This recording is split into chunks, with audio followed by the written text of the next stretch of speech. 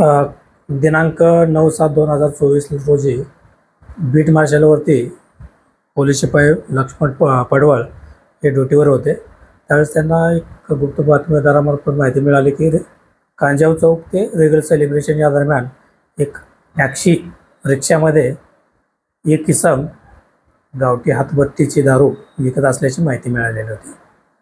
त्या माहितीची खात्री करण्याकरता स्टाफसह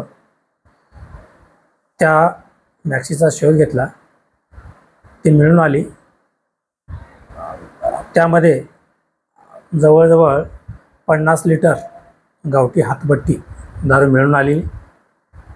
आणि त्या आरोपीस विचारलं, त्याचं नाव वगैरे विचारलं तर त्याने सांगितलं योगीराज नरेश धनविजय. 2 पंचासमक्ष दारू मॅक्सी हे जप्त करण्यात आलेले आहे. त्याच्याविरुद्ध गुन्हा दाखल करून आज त्याला कोर्टामध्ये हजर करण्यात आलेलं आहे.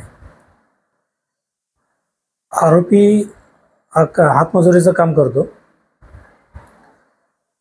एकूण 50 लिटर दारू, त्याच्यासोबत जे गुन्ह्यामध्ये वापरलेली मॅक्सी, असं एकूण किंमत 1,80,000 एकूण मुद्देमाल जप्त करण्यात आलेला आहे. तपास चालू आहे.